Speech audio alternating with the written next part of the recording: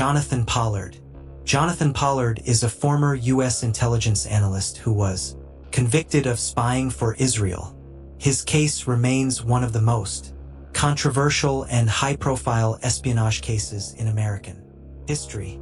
Here is a detailed account of his life and actions. Early life and background. Birth and education.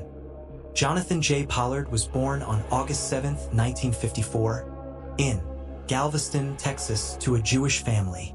He grew up in South Bend, Indiana, where his father was a microbiology professor at the University of Notre Dame. Pollard showed early academic promise and a keen interest in Israel. College years. Pollard attended Stanford University, graduating with a degree in political science in 1976. He then pursued graduate studies in international relations at the Fletcher School of Law and Diplomacy at Tufts University, but he did not complete his degree. Career in U.S. intelligence. Entry into intelligence work. Pollard began his career in U.S. intelligence as a civilian analyst. In 1979, he joined the Naval Intelligence Command, where he worked as an intelligence research specialist. Security concerns. Pollard's career was marked by multiple security concerns and warnings from his superiors about his conduct. Despite these concerns, he retained his security clearance and continued to have access to classified information. Espionage activities. Motivation. Pollard, a staunch supporter of Israel, began spying for the Israeli government in 1984. He believed that the U.S. was withholding crucial intelligence from Israel and felt compelled to provide this information to enhance Israel's security. Passing classified information. Pollard provided Israel with a significant amount of classified material, including satellite photographs, documents on Arab military capabilities, and information on Soviet weaponry. His espionage activities were extensive and systematic, involving numerous documents. Arrest and conviction. Pollard was arrested on November 21, 1985, after a failed attempt to seek asylum at the Israeli embassy in Washington, D.C.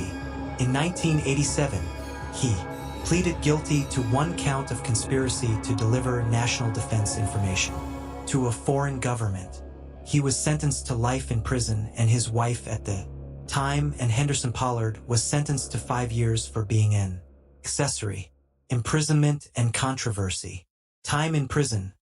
Pollard served his sentence at various federal facilities, including the Federal Medical Center in Butner, North Carolina.